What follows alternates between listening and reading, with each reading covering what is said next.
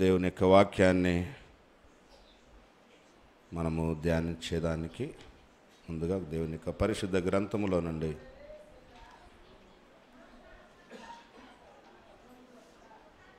ఒక వాక్యాన్ని మనం చదువుకుంటాం.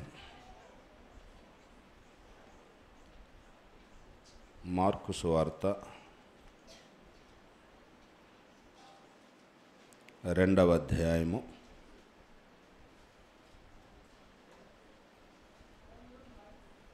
12 వచనాలు. నేను ఒక వచనం చదువుతా, మీరు ఒక వచనం చదవండి. మార్కు సువార్త 2వ అధ్యాయము 12 వచనాలు.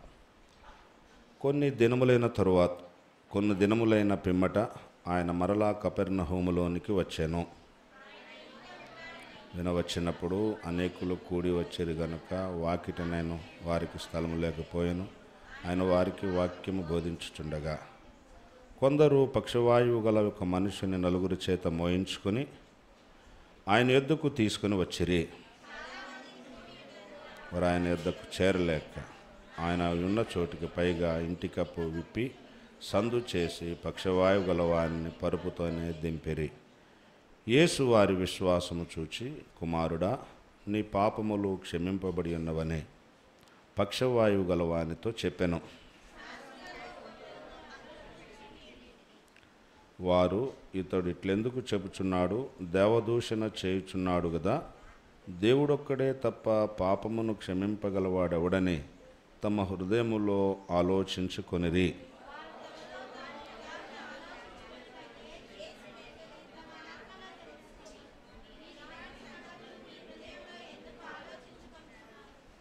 ఈ పక్షవాయువు గలవానితో నీ పాపములు క్షమింపబడి ఉన్నవని చెప్పుట సులభమా?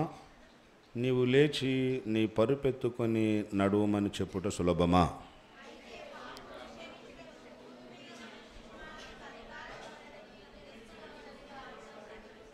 పక్షవాయువు గలవానిని చూచి, నీవు లేచి నీ పరుపెత్తుకొని ఇంటికి పొమ్మని నీతో చెప్పుచున్నానెను.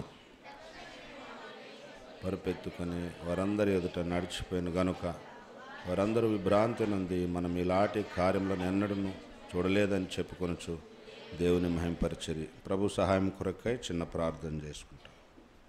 మోకరించగలిగిన వారందరూ మోకరించండి. ప్రేమగల తండ్రి యేసుక్రీస్తు మా రక్షకుని ఘనమైన నామమున ప్రభువా, మేము చదువుకున్న లేఖన భాగమును దీవించుము, ఆశీర్వదించుము, విరచివడ్డించుము. తేటగా స్పష్టముగా మాట్లాడము. పరము నుండి మీ వాక్కులు దయచేయము. వాక్య వెలుగులో మా జీవితాలను మేము ప్రతిష్ఠించుకొని, దేవా, రక్షణ మారు మనసు లేని ప్రజలు ఉన్నవారికి మారు మనసు దయచేయండి, పాప క్షమాపణ దయచేయండి. మీ పరిశుద్ధమైనటువంటి నామం పేరట మేము గడిపే సమయాన్ని దీవించము, ఆశీర్వదించము. తండ్రి, సమస్తమును బాగుగా చేయగలిగిన దేవుడు, మేలుక జరిగించే దేవుడు. ప్రభువా, అయోగ్య దాసుడను, బలహీనుడను, నిష్ప్రయోజక దాసుడను నాయన, నన్ను మీ సులువు చాటును మరుగుపరచుము, బలపరచుము, అభిషేకించి వాడుకొనము, అవసరమైన సంగతులు తెలియచేయము. వాక్యపు వెలుగులో మా జీవితాలను మేము మీకు ప్రతిష్ఠించుకుని నీ బిడ్డలముగా జీవించుట కొరకు సహాయం చేయము. రాగలిగిన ప్రియమైన బిడ్డలకై స్తోత్రములు. నీ ప్రజలతో గడిపే సమయమును మాకెంత ఆశీర్వాదకరముగా చేయము. సమాధాన గృహము, ఆలయమును జ్ఞాపకం చేసుకునము. ఇక్కడున్న స్థానిక సంఘము బాధ్యత వహించి పరిచర్య చేస్తున్న మీ దాసులు కాలేబన్న గారు, అబ్రహ్మన్న గారిని బట్టి మీ కొందనములు నాయన, వారికి ఇచ్చిన భారము, వారు చేస్తున్న పరిచర్య తండ్రి అంచెలంచెలుగా దీవిస్తూ, ఈ దినాల్లో ప్రభు మరి దినమున 90 నీటి బ్యాప్టిజంలో సాక్ష్యం ఇచ్చేటువంటి మహాకృపనిచ్చినారు. మీకు స్తోత్రాలు. ఈ పరిచర్య ఇంకా రానున్న దినాల్లో బహుగా విస్తరింపచేయము తండ్రి. అనేకులను ప్రదేశానికి, స్థలమునకు ఆకర్షించము, సహాయం చేయము. మీ నామం పేరట గడిపే సమయాన్ని దీవించి ఆశీర్వదించు. ఉదయకాలము నుండి కొంత ఉదయకాలం అనానుకూలమైన వాతావరణం ఉన్నప్పటికీ నీ బిడ్డలు వారిచ్చిన ఆతిథ్యము, మరి కిచెన్లో కూడా ఎంతో ప్రయాసపడి కష్టపడి పనిచేస్తున్నవారు, వాతావరణం ఎంత అనానుకూలంగా ఉన్నప్పటికీ దేవా నీ ప్రజలందరూ కూడా రాగలిగినందులకే స్తోత్రములు. దేవా వారికి రావాల్సిన ప్రతిఫలము మెండుగా దయచేయము. వందనములు కృతజ్ఞతలు చెల్లించుకొంచు. తిరిగి నీ ప్రజలు కొందరు సేవకులు వారి స్థలాలకు వెళ్తున్నారు, ప్రయాణాల్లో ఉన్నారు. సురక్షితముగా వారి గృహాలకు గమ్యస్థానానికి చేర్చుము. మహిమ ఘనతా స్తుతి ప్రభావం మీకు ఆరోపించుకొంచు. యేసుక్రీస్తు ప్రభు రక్షకుని పరిశుద్ధమైన నామమున స్తుతులర్పించి ప్రార్థించి ఆ యొక్క దాసును బలహీన నన్ను కూడా జ్ఞాపకం చేసుకుని మీ స్థలో చాటును మరుగుపరిచి మహిమ పొందుమని యేసయ్య పరిశుద్ధమైన ప్రశస్తమైన నామములో స్తుతులర్పించి ప్రార్థించి వేడుకొంచున్నాము తండ్రి. ఆమేన్.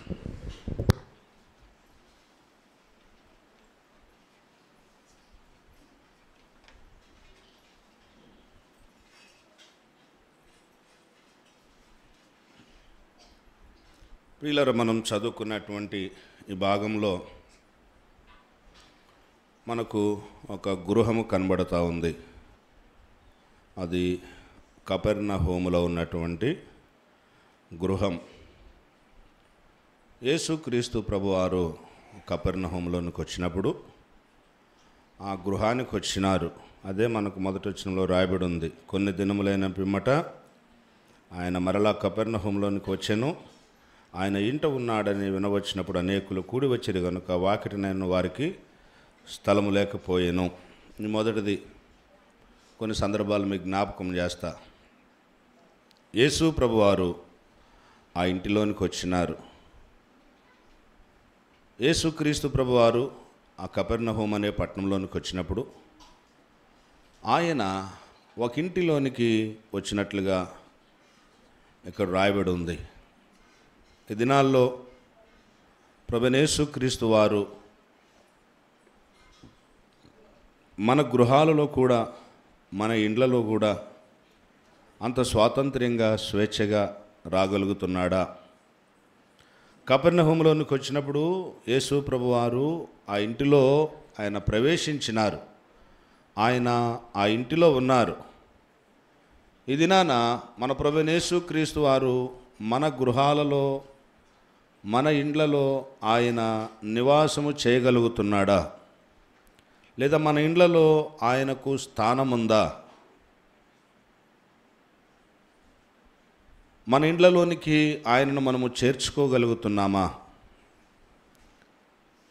ఇక్కడ ఇంకొక విషయం మీకు జ్ఞాపకం చేయొచ్చు.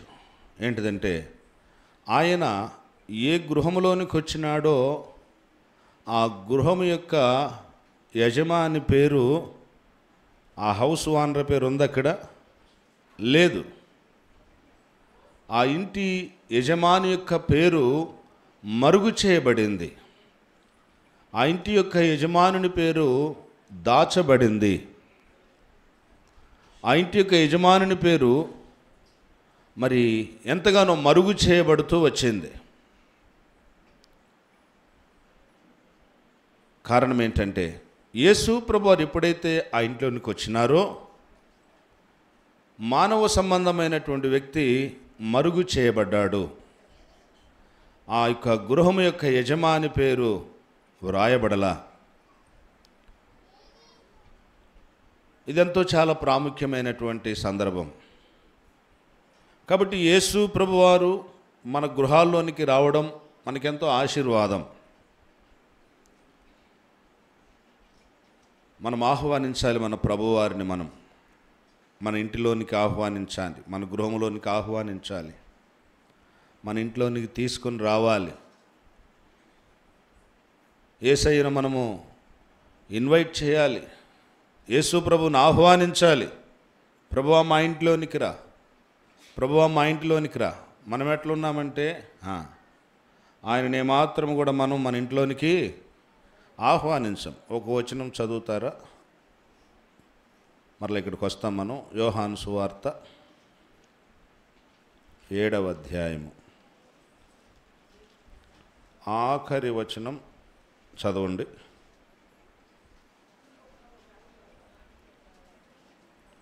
ఆఖరి వచనం ఎవరన్నా ఒకరు చదవండి.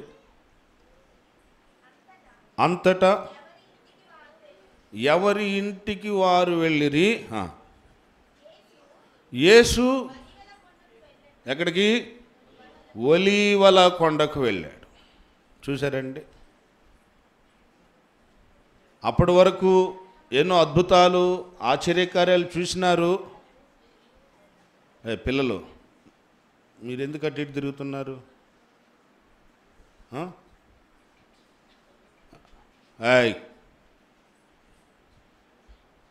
దెబ్బలు పడతాయి నీకు. కాము కూర్చోవాలా? మీరు పిల్లలు లెగిస్తే మాత్రం ఈసారి వాళ్ళకి దెబ్బలు పడతాయి.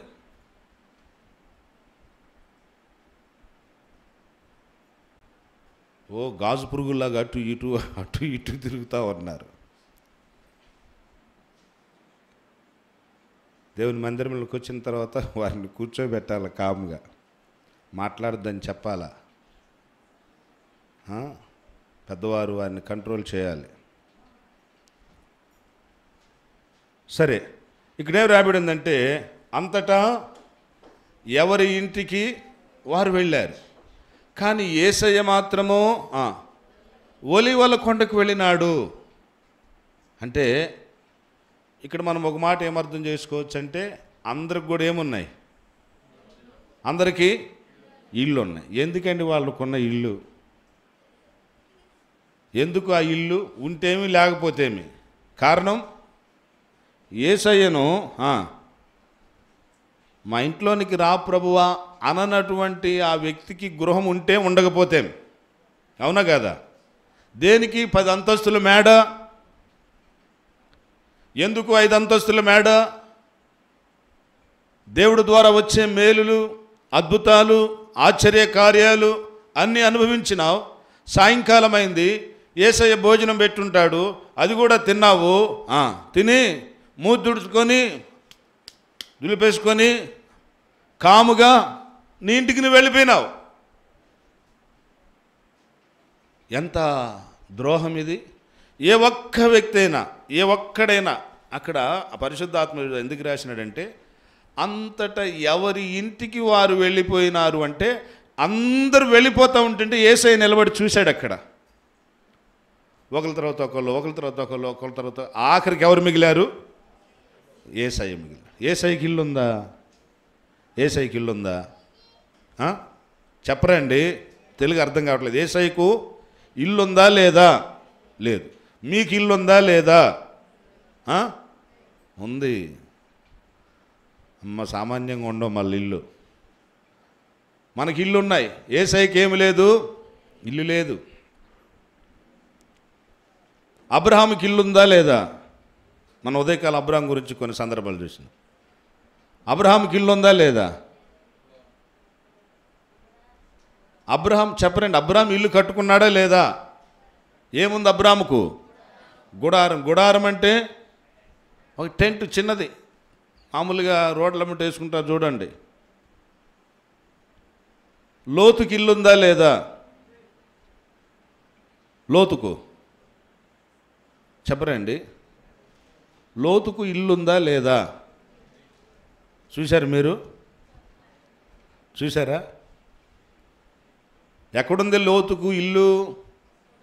19వ అధ్యాయం, సొదొమ గొమొర్రాలోనే 19వ అధ్యాయంలో దేవదూతలు ఆ ఇంటికి వచ్చినప్పుడు అక్కడున్నటువంటి చిన్నలు మొదలుకొని పెద్దల వరకు మీ ఇంటికి ఎవరో వచ్చినారు అని బయటికి తీసుకొనిరా అని అంటే ఆయన డోర్లు వేస్తాడు. డోర్లు వేసి వారిని దాచిపెడతాడు, దేవుని దూతలను. అంటే ఎన్నో గుమ్మాలు ఉన్నాయి. అంటే ఆయన సొదొమ గొమొర్రా దగ్గర, సొదొమ గొమొర్రాలో లోతుకేముంది? మంచి గృహం ఉంది, మంచి ఇల్లు కట్టుకున్నాడు. కానీ అబ్రాహాముకి ఇల్లు లేదు. సరే, మన ప్రభు దగ్గరికి వద్దాం, మన సందర్భానికి.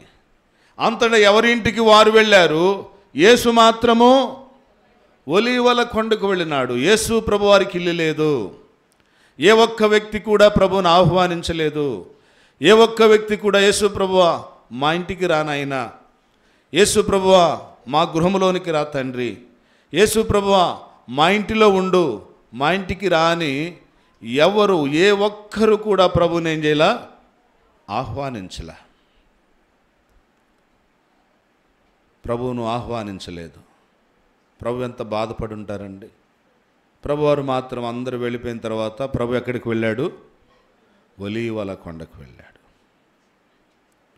ఒలీవల కొండకు వెళ్ళి అక్కడ సరైన బెడ్ ఉండదు, ఫ్యాన్ ఉండదు. ఏమండి, ఆ యొక్క అరణ్యము లాంటి, ఆ యొక్క అడవి లాంటి ఆ ఒలీవల కొండ ప్రాంతంలో ఆ భయంకరమైనటువంటి చీకటి, కరెంటు ఉండదు. ఎలా ఉన్నాడు ప్రభువా, ఎలా ఉన్నావయ్యా, నువ్వు ఎక్కడున్నావయ్యా అని ఏ ఒక్కరు కూడా అడగల. అడగకుండా ఏం చేసినారు? చదవండి 8వ అధ్యాయము యోహాను సువార్త.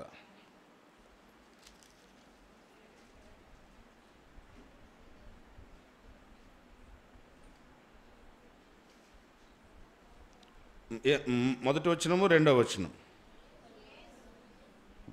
యేసు ఒలీవల కొండకు వెళ్ళెను. తెల్లవారగానే యేసు తిరిగి దేవాలయంలోనికి రాగా ప్రజలందరూ ఆయన వద్దకు వచ్చిరు కనుక చూసారా, మళ్ళీ తెల్లవారుగానే ప్రజలందరూ ఏం చేశారు? మళ్ళా అసలు అక్కడి నుండి ఆఖరికి వెళ్ళింది ఎవరండి? మందిరం కాడి నుండి ఆఖరికి వెళ్ళింది ఎవరు? యేసయ్య. మళ్ళీ తెల్లవారుగానే అందరికంటే ముందు వచ్చింది ఎవరు? మనం ఏం చేస్తాం? ఇక్కడి నుంచి వెళ్ళే వాళ్ళలో అందరికంటే ముందు వెళ్ళిపోతాం. అందరికంటే చెప్ప పట్టుకుని వెళ్ళిపోతాం ముందు. ఆశీర్వాద ప్రార్థన ఆమేన్ అనగానే జంప్. అసలు ఏది వెళ్ళిపోయే వారిలో ముందుంటాము. పోనీ ముందు వెళ్ళిపోయినారులే పాపం, ముందు వస్తుందిలే అక్క కాబట్టి ముందు వెళ్ళిపోయింది అనుకోవటానికి ఏమన్నా మళ్ళీ తెల్లవారితే ముందు వస్తుందా? ఎప్పుడు వస్తుంది? అంత అయిపోయిన తర్వాత చివరిలో వచ్చి కూర్చుంటారు. యేసు ప్రభు వారు ఆ యొక్క మందిరంలో నుండి అందరికంటే చివరిగా వెళ్ళిపోయినాడు ఒలీవల కొండకు. మళ్ళీ తెల్లవారగానే ఎవరు వచ్చారు? మొదట దేవాలయంలోనికి. నువ్వు వస్తావు తెల్లవారగానే మందిరంలోనికి? ఎంతమంది తెల్లవారగానే తెల్లారగానే చీకటితో మందిరానికి ఎంతమంది వస్తారు? అసలు ఆదివారమేగా ఎక్కువసేపు విశ్రాంతి తీసుకునేది మనం. లేవరు పిల్లలు, లేవరు. మా పిల్లలు వస్తారులే, మాతో వచ్చిన పిల్లలందరూ వాళ్ళు వచ్చి పొద్దున్నే పని చేస్తారు చీకటితోటే వచ్చి. ఆడు చూస్తున్నాడు, మేము వస్తున్నాం అంకులు తెల్లవారుజామునే అన్నట్టు చూస్తున్నాడు. ఎందరము మనము తెల్లవారుతుండగా చీకటితోనే పెందలక్కడ దేవుని ఆలయానికి రాగలుగుతున్నాం? ఎందరూ దేవుని మందిరాన్ని ప్రేమించి ఉదయకాలమే దేవుని మందిరానికి రాగలుగుతున్నారు? అందరికంటే చివరిగా ఆఖరిగా అక్కడి నుండి ఇంటికి వెళ్ళి ప్రభువైన యేసుక్రీస్తు వారు మరలా అందరికంటే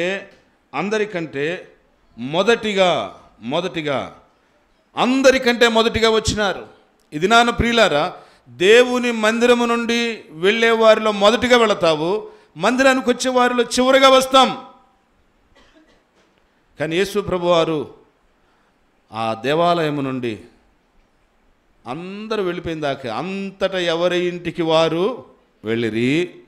యేసు మాత్రము ఒలీవల కొండకు వెళ్ళాడు. మళ్ళీ తెల్లవారుగానే పాపం ముందు అందరు వెళ్ళిపోయినారు, వాళ్ళు రావద్దా ముందు?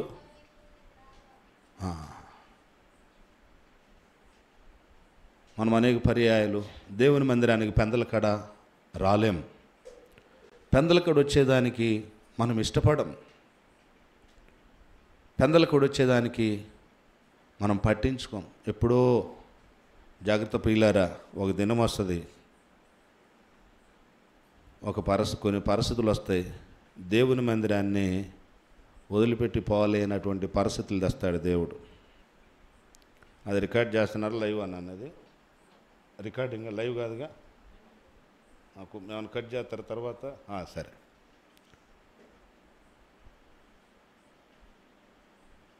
కొంతమంది మా దగ్గర కొన్ని ప్రాంతాల్లో నిన్నెట్ట తీసుకొస్తాడు తెలుసా? ఎలా తీసుకొస్తాడు? వరద తెచ్చి మీ ఇంట్లోకి ఇంట్లో నువ్వు నిలబడటానికి నీకు చోటు లేకుండా చేసి ఆ పైన ఆ సమాధాన గృహంలోకి బాండి, కొద్దిసేపు అందులోనన్నా ఉందాం, ఆ మందిరంలో కూర్చుందాం. ఇంటికాడంతా మునిగిపోయింది, పాములు వస్తున్నాయి. వాళ్ళు చెబుతున్నారు పాములు వస్తున్నాయి, రకరకాల పాములు డోర్ వేసేసుకుంటున్నారంట పాములు వస్తుంటే. భయంకరమైన పరిస్థితులు. దేవుని బిడ్డలారా, దేవుని మందిరమును విడిచిపెట్టి దేవుని ఆలయానికి ఆలస్యంగా రావడం, దేవుని ఆలయానికి దూరంగా ఉండడం, దేవుని ఆలయం నుండి దూరంగా వెళ్ళిపోయేటువంటి ప్రయత్నాలు, పనులు మనం చేస్తే దేవుడు నిన్ను ఏదో ఒక రకంగా ఆయన చెవు పట్టుకొని దేవుని సన్నిధిలోకి తీసుకొస్తాడు. అటువంటి పరిస్థితి రాకముందే మనం ఏం చేయాలి అంటే, ప్రభు వారి కంటే ముందుగా, అందరికంటే ప్రభు కంటే ముందు వెళ్ళిపోయినాం. ఏ ఒక్క వ్యక్తి అయినా యేసు ప్రభువా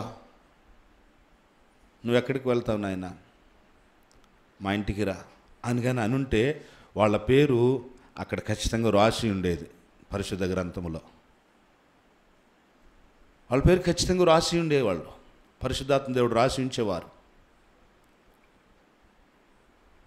ఇది నాన్న ప్రభువును మనం ఆహ్వానిస్తుంటున్నామా?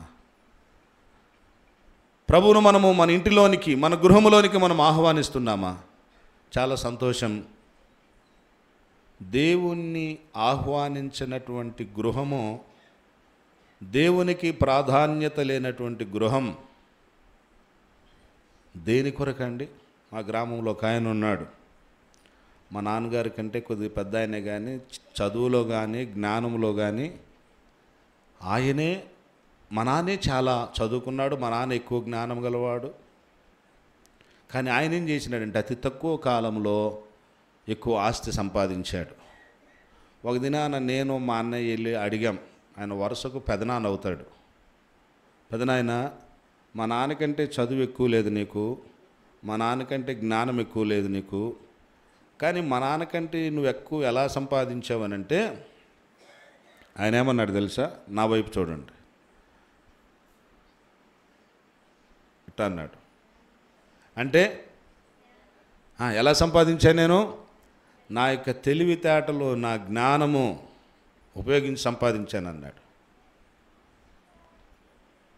దేవునికి ప్రాధాన్యతనివ్వల, తన జీవితంలో దైవికమైన విషయాలకు ప్రాధాన్యతనివ్వల,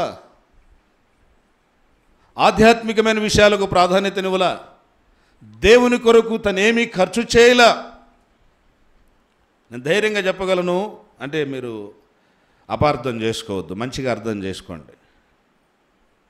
మా ఇంటిలో ఒక టర్మ్లు అంటే నేను 5, 6, 7, 8, 9, 10 తరగతులు చదువుకున్న దినాల్లో మా ఇంట్లో మా నాన్నగారు, మా అమ్మ వాళ్ళు కోళ్ళు పెంచేవాళ్ళు. ఎన్ని కోళ్ళు ఉండేది తెలుసా? దరిదాపు 25-30 కోళ్ళు. వాటిలో పుంజులు ఉండేది, పెట్టలు ఉండేది.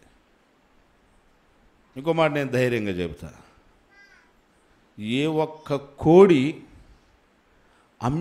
అమ్ముకోవటానికి మా నాన్న పెంచలా. ఏ ఒక్క కోడిని కూడా. అన్ని కోళ్ళను కూడాను ట్రిప్పుకు 2 కోళ్ళు, 1 కోడి, 3 కోళ్ళు. ఎవరికి? ఎవరికి?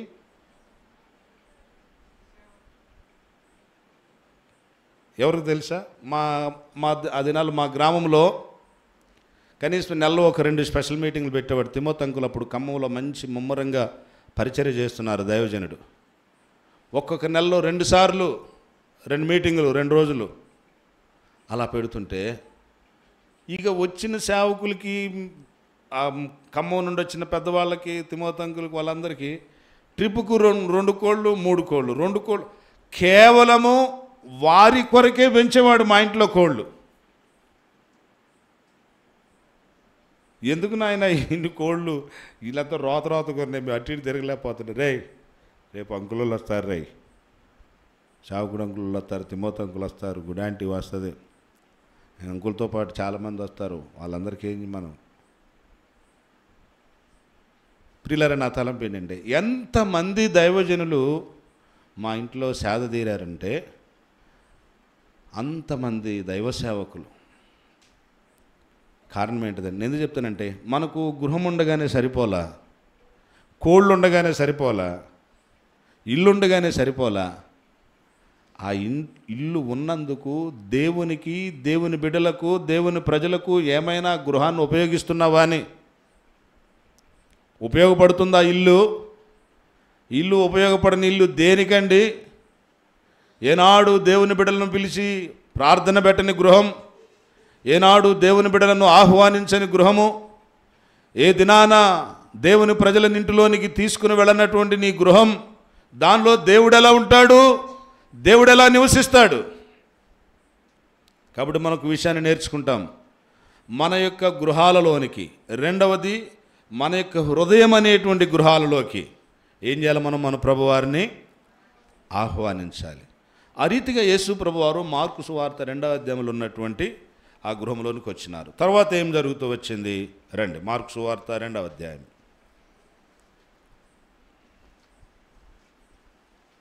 మార్కు సువార్త 2వ అధ్యాయం 2వ వచనం. ఆయన ఇంట ఉన్నాడని వినవచ్చినప్పుడు అనేకులు కూడి వచ్చిరి గనుక వాకిటైన వారికి స్థలము లేకపోయాను.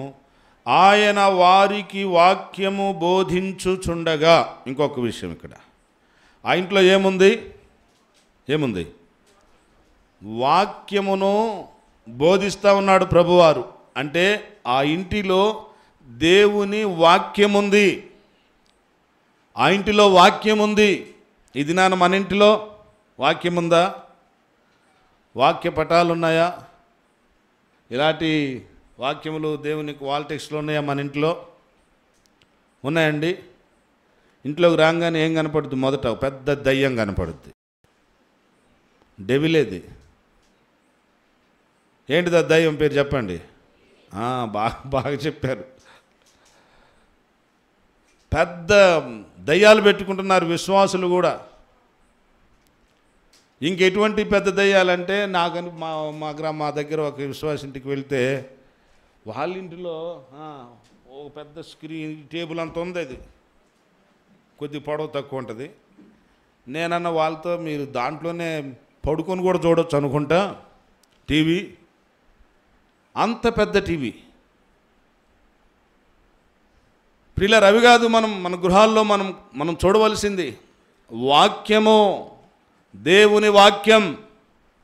నీంటిలో వాక్యం ఉండాలి, నీంటిలో కీర్తనలు ఉండాలి, నీంటిలో పాటలు ఉండాలి. ఒక విశ్వాసివిగా, దేవుని బిడ్డవుగా, ఒక క్రైస్తవుడుగా నీ గృహంలో నుండి దేవుని పాటలు. అందుకే వ్రాయబడింది, మనకు తెలుసు కదా, సామెతల గ్రంథంలో 118 కీర్తనలో ఏముందంటే, నీతిమంతుల గుడారముల్లో నుండి రక్షణను గూర్చిన ఉత్సాహ సునాదము వినబడును. మన గుడారాల నుండి ఏమి రావాలండి? రక్షణను గూర్చిన సునాదం రావాలి మన ఇంట్లో నుండి. మన ఇంటిలో నుండి వాక్యం వినబడాలి. వినబడుతుందా మన ఇంట్లో నుండి? అక్క వాళ్ళు చెప్పండి, మీ ఇళ్ళలో నుండి బయటికి వాక్యం వినబడుతుందా? చెప్పరండి. మన ఇంటిలో నుండి ఉదయకాలమే ఏం వినపడుతుంది? మా నాన్నగారు చెప్పేవాడు, నాయనా తెల్లవారుజామున్నే సుప్రభాతం మన చెవుల్లో పడకముందే, రెండవది నమాజు వినపడకముందే మన ఇంటిలో నుండి ఏం వినపడాలి? దేవుని గూర్చిన కీర్తనలు బయటికి వెళ్ళాలి. కొన్ని పర్యాయములు మా నాన్నగారు మనకంటే ముందు సుప్రభాత్ వినపడితే మదనపడేవాడు, బాధపడేవాడు, ఎంతో తప్పు చేసినట్లుగా ఆ పగలంతా గొణుక్కునేవాడు.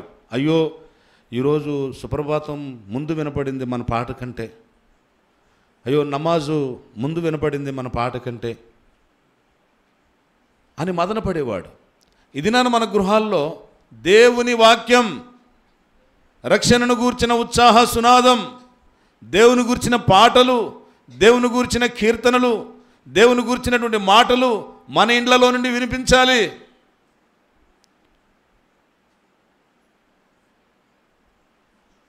వాక్యము లేదు ఈ దినాల్లో. గృహాలలో వాక్యం చదువుకోవడం లేదు, వాక్యం వినిపించేది లేదు, వాక్యమును గురించి ధ్యానించుకునేది లేదు, వాక్యమును గురించిన ప్రస్తావన లేదు. కాబట్టి ప్రియులారా, మన ఇంటిలో వాక్యం ఉండాలి, వాక్యమును గురించి ప్రస్తావించాలి. తరువాత ఒకటి, ఆ ఇంటిలోనికి యేసు ప్రభువారు వచ్చినారు. రెండవది, ఆయన వాక్యమును బోధించుచున్నాడు, వాక్యం ఉంది ఆ ఇంటిలో. మూడవదిగా రండి,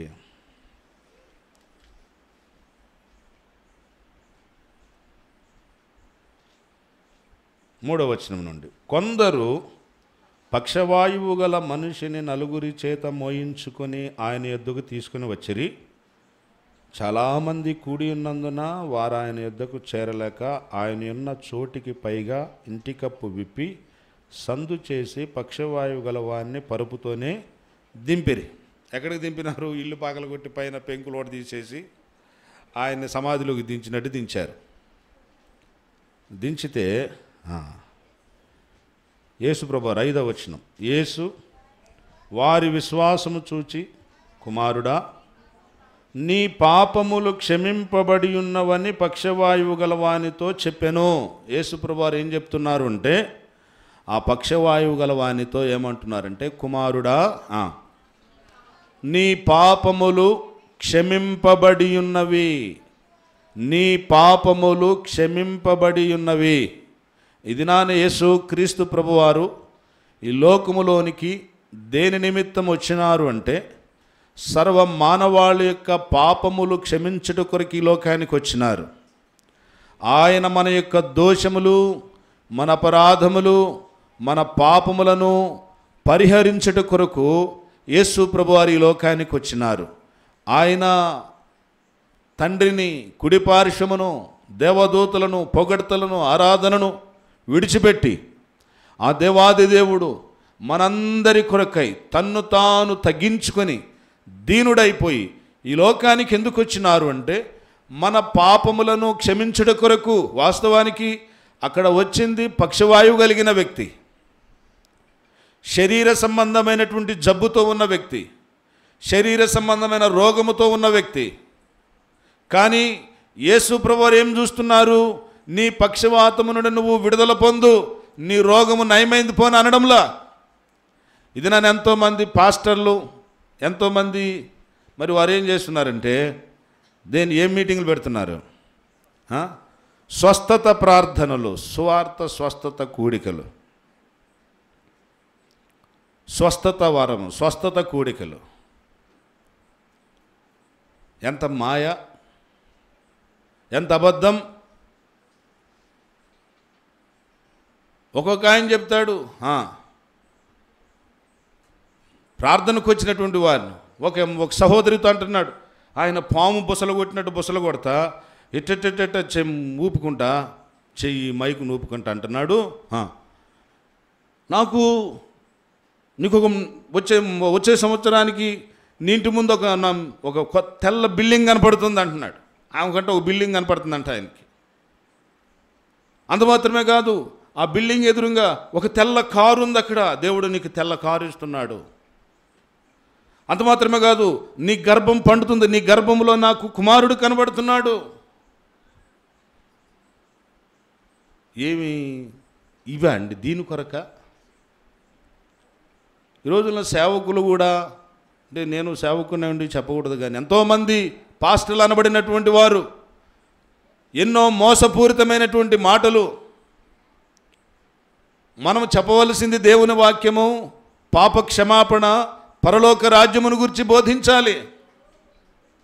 నీ గర్భములో శిశువు కనపడుతున్నాడు, నీకు ఒక బిల్డింగ్ కనపడుతుంది, మరుసటి సంవత్సరానికి ఆ బిల్డింగ్ ముందు ఒక కారు కనపడుతుంది.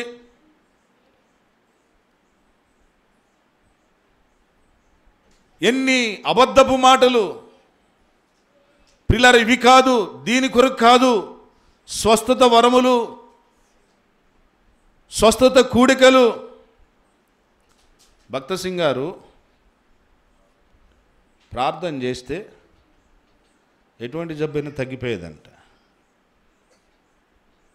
అయితే ఆయన ఎంతో ప్రార్థన చేసినాడు, ఏడ్చినాడంట ప్రభు దగ్గర. ప్రభువా, నాకు ఈ వరము ఇది వద్దు, ఇది అవసరంలా, దీని ద్వారా మీకంటే ఎక్కువ ఘనత మాకు వస్తుంది, ఇది వద్దు ప్రభువా, తీసేయమని చెప్పేసి ఆయన ఏనాడు స్వస్థత కూడికలు కానీ రోగుల కొరకు ప్రత్యేక ప్రార్థనలు కానీ ఒప్పుకోలా. కానీ యేసు ప్రభువారు దేని కొరకు వచ్చినారంటే పాపములు క్షమించుట కొరకు. కుమారుడా, నీ పాపములు క్షమించబడ్డాయి. ఇక్కడ కూర్చున్నవారు, దేవుడు మీ పాపాలు క్షమించినాడా? దేవుడు నా పాపాలన్నీ క్షమించినాడు అనేవారు చేయి చూపించండి ఒకసారి. అవ్వ తండ్రి, అర్థం కాలేదు నేను అడిగేది మీకు. కనీసం ఈరోజు బాప్తిజం తీసుకున్న వాళ్ళని ఎత్తరే. దేవుడు మా సమస్త దోషాలు, మా సమస్త పాపములు పరిహరించినాడు, మమ్మను క్షమించినాడు, నేను క్షమించబడ్డాను అనేవారు చేయి చూపించండి ఒకసారి. నిజంగా అడుగుతున్నా, చేయి చూపించండి. కొంతమందికి డౌట్ ఉంది, అందుకే ఎట్టుంటున్నారు. అంటే మిగతా వారి దోషములు క్షమించబడలేదా అంటే అసలు మీరు దోషులు కాదా? మేమేం పాపాలు చేశామన్నా అని అంటారా? ప్రియులారా, ఇది చాలా ప్రాముఖ్యమైనది. పాపములు క్షమించబడుట. యేసు ప్రభువారు ఈ లోకానికి వచ్చిందే దేని కొరకు వచ్చినారు ఆయన? మనకు తెలుసు, 1 తిమోతి పత్రిక 1:15 రాయబడి ఉంది, పాపులను రక్షించుటకు క్రీస్తు యేసు ఈ లోకమునకు వచ్చెను. యేసు ప్రభువారు ఈ లోకమునకు వచ్చిందే పాపులను రక్షించుట కొరకు. పాపులైనటువంటి వారికి రక్షణ కావాలి, వారి పాపములు క్షమించబడాలి, వారి దోషములు పరిహరించబడాలి. పాపములు క్షమించబడకపోతే, దోషములు పరిహరించబడకపోతే ఏం జరుగుతుంది? మనకు తెలుసు, రోమా 6:23 రాయబడి ఉంది, పాపము వలన వచ్చు జీతము మరణం, నిత్య నరకం. నీవెవరవైనాక, నీకెటువంటి పేర్లైనా ఉన్న, నువ్వు పురుషుడవుకా స్త్రీవికా, నీవెవరివైనప్పటికీ నీ పాపానికి ప్రతిఫలము మరణము, నిత్య నరకం. ప్రియులారా, అటువంటి భయంకరమైన నరకము నుండి ఈ మానవుడు రక్షించబడాలి అంటే తన దోషములు క్షమించబడాలి. ఎవరు ఈ దోషములు క్షమించగలరు? సర్వ మానవాళి యొక్క పాపములను ఎవరు పరిహరించగలరు? దేవుని వాక్యములో రాయబడి ఉంది, రక్తము చిందించకుండా పాప క్షమాపణ కలుగదు. 1 యోహాను పత్రికలో రాయబడి ఉంది, యేసు రక్తము ప్రతి పాపము నుండి మనలను పవిత్రులనుగా చేయును. మన పాపములను మనము ఒప్పుకొని ఎడల ఆయన నమ్మదగిన వాడు, నీతిమంతుడు గనుక ఆయన మన పాపములను క్షమించి సమస్త దుర్నీతి నుండి మనలను పవిత్రులనుగా చేయును. కాబట్టి నీ పాపములు, నీ దోషములు పరిహరించబడాలి అంటే రక్తము చిందించబడాలి. దేవాది దేవుని యొక్క రక్తం. ఆ రీతిగా ప్రియులారా, సర్వ మానవాళి యొక్క పాపములను క్షమించుట కొరకు యేసు క్రీస్తు ప్రభువారు కల్వరి శిలువలో తన యొక్క అమూల్యమైన, పరిశుద్ధమైన, ప్రశస్తమైన రక్తమంతటిని ఆయన చిందించినారు. ఆయన దేహములో ఒక్క చుక్క కూడా రక్తం లేదు. ఆఖరికి రక్తమంతా అయిపోయి నీరు వచ్చింది. ఆ దేవాది దేవుని యొక్క శరీరంలో ఒక్క చుక్క కూడా రక్తము లేకుండా, అంబిలు అతను కాదు, అని పడుకొని ఆడు, కాము కూర్చో, మాట్లాడితే లేదా వెళ్ళిపో, బయటికి వెళ్ళిపో. యేసుక్రీస్తు ప్రభువారు ఆయన దేహములో ఒక్క చుక్క కూడా రక్తము లేకుండా మన కొరకు చెందించినారు. ప్రియులారా, ఆయనంతా కూడాను ఆయన చేతులలో మేకులు, కాళ్ళలో మేకులు, తలకు ముండ్ల కిరీటము, దేహమంతా కొరడా దెబ్బలు, రక్తసిక్తమైనటువంటి దేహం, కల్వరి శిలువలో వేలాడుతున్నాడు ఆయన. అప్పటికే దేహమంతా కొరడాలతో కొట్టబడింది. తలకు ముండ్ల కిరీటం పెట్టి తలంతా వాపొచ్చేసింది. చేతులు ఇలా చాచి ఆ దేవుని యొక్క చేతుల్లో మేకులు కొడుతూ వచ్చినారు. ఆ దేహమంతా క్రిందికి లాగిన కారణాన యేసు ప్రభు వారికి శ్వాస తీసుకోవడం కూడా కష్టమైపోతూ ఉంది. అటువంటి కఠినమైన పరిస్థితుల్లో ఆ దేవాది దేవుడు కల్వరి శిలువలో వేలాడుతూ ఆయన పలుకుతున్న మాట ఏంటి? కల్వరి శిలువలో పలికిన మొదటి మాట ఏంటి? యేసు ప్రభు వారు చెప్పండి. తండ్రి వీరేమి చేయుచున్నారో, తండ్రి వీరేమి చేయుచున్నారో వీరెరుగరు వీరల క్షమించుమనే. తండ్రి వీరేమి చేయుచున్నారో వీరెరుగరు వీరల క్షమించుమనే. సాటి లేరు నీకు ఈ జగతిలోన, సాటి లేరు నీకు ఈ జగతిలోన, నా కోసమేగా ఈ త్యాగము. సాటి లేరు నీకు ఈ జగతిలోన, నా కోసమేగా ఈ త్యాగము. నా మట్టుకైతే బ్రతుకుట క్రీస్తే, చావైతే లాభము, చావైతే లాభము. ఏమీయగలను నీ ప్రేమకిలలో, నా జీవితమర్పింతును, నా జీవితమర్పింతును. నా మట్టుకైతే బ్రతుకుట క్రీస్తే, చావైతే లాభము, చావైతే లాభము. కల్వరి శిలువలో అతి దారుణముగా కొట్టబడి, కిరాతకముగా హింసించబడి, దేహమంతా గాయములు, దేహమంతా చారులుగా దున్నబడినటువంటి గాయములు, ముఖమున ఉమ్మి గడ్డం పెరికివేస్తూ వచ్చినారు. తలకు ముండ్ల కిరీటము. ప్రియులారా, యేసు క్రీస్తు ప్రభువారి యొక్క దేహములో ఎక్కడ కూడా ఖాళీ లేకుండా దేహమంతా గాయములవుతూ వచ్చినాయి. ఎంతగా గాయములవుతూ వచ్చినాయి అంటే, ఎంత గాయములవుతూ వచ్చినాయి అంటే, మనుష్యులు చూడనొల్లని వానిగా అయిపోయినాడు. 53వ అధ్యాయం యెషయా గ్రంథంలో చూస్తే యేసు క్రీస్తు ప్రభువారు తృణీకరించబడ్డాడు. మనుషులు చూడనొల్లని వానిగా అయిపోయినాడు. అంటే మనిషి అనేవాడు సిలువలో వేలాడుతున్న యేసు ప్రభువును చూడలేకపోతున్నాడు. అబ్బబ్బబ్బా, చే ఏంటి ఆయన ముఖం ఎట్లా ఉంది, ఎంత అసహ్యంగా ఉంది. అలా ఆయనను తృణీకరించినారు. మనుషులు వలన విసర్జింపబడిన వాడుగాను, మనుషులు చూడనొల్లని వానిగా అయిపోయినాడండి. స్వరూపము లేదు, సొగసు లేదు, సమస్తాన్ని కోల్పోయినాడు. ఆయన అందమంతా మన కొరకు పోగొట్టుకున్నాడు. ఆయన సౌందర్యాన్ని అంతటిని మన కొరకు ధారపోసినాడు. ఎంతో అందమైన దేవుడు ఆయన.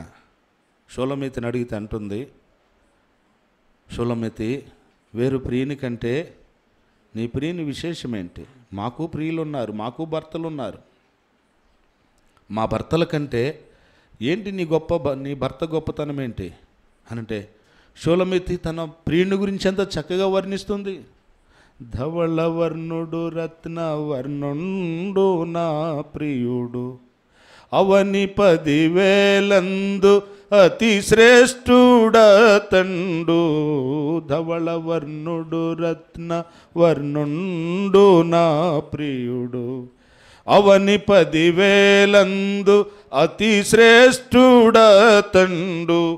ఎవరు ఆయన కిలలో సమరూప పురుషుడు, ఎవరు ఆయన కిలలో సమరూప పురుషుడు, అవలీలగనతని గుర్తించగలనమ్మ, అవలీల ఘనతని గుర్తించగలనమ్మ. ఎంతో తానెంతో సుందరుడమ్మ తాను.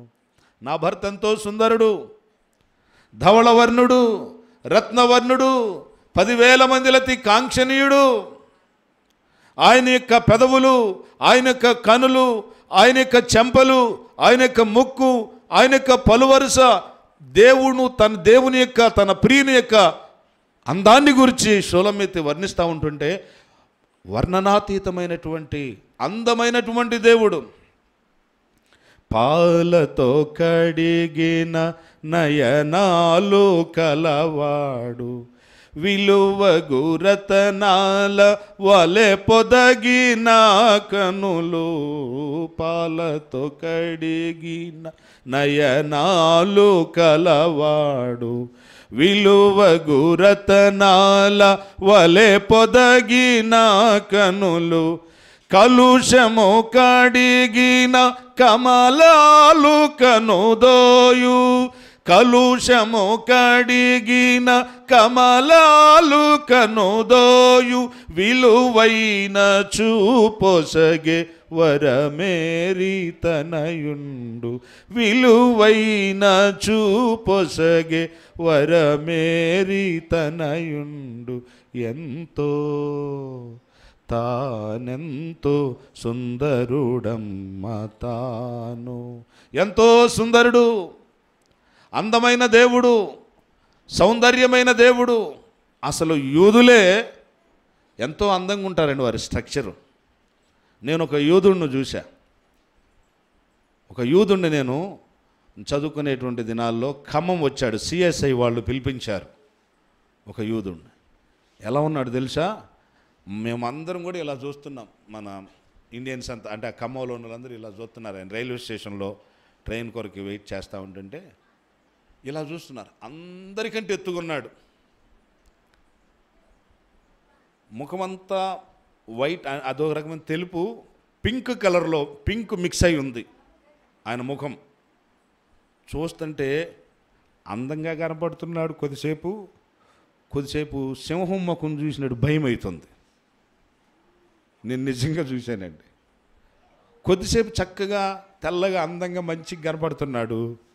కొద్దిసేపు ఏమో ఆయన మాట్లాడకుండా మౌనంగా ఇలా ఉంటే ఆ జుట్టు, మేసాలు, గడ్డం, ఆ ముఖమంతా ఎలా కనపడుతుందంటే ఒక సింహాన్ని చూసినట్టు అనిపిస్తుంది. చాలాసేపు చూశాను నేను ఆయన. ఆ రోజుల్లో ఈ ఫోన్లు ఇవన్నీ లేవు, కానీ ఆయన మేము పోవాల్సిన ట్రైన్ కూడా పోగొట్టుకొని ఆయనకు వారికి వచ్చే ట్రైను వేసి ఆ ట్రైన్ వచ్చి ఎక్కేంత వరకు నేనే కాదు చాలామంది ఆ ఒక్క యూదుడిని చూడడానికండి సిఎస్ ఖమ్మంలో చర్చి కాంపౌండ్ అని ఉంటుంది. ఆ వారందరూ, ఇంకా మిగతా డినామినేషన్లు అందరూ, ఎంతోమంది క్రైస్తవ సమాజం అంతా, రైల్వే స్టేషన్ అంతా కిరిసిపోయింది ఎంతమందిని చూడటానికి. ఒక్క యూదుడు వచ్చాడంట, యేసుప్రభు వారి జాతి వ్యక్తి అని.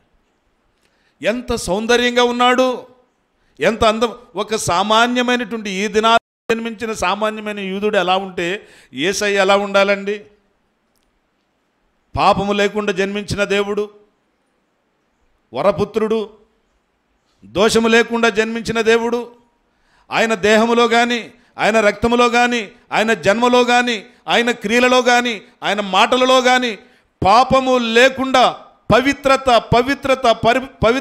పరిశుద్ధత వీటన్నిటిని అలవర్చుకొని జన్మించిన యేసయ్య ఎంత సుందరంగా ఉండి ఉండాలి, ఎంత సౌందర్యంగా ఉండి ఉండాలి, ఎంత అందమైన దేవుడు.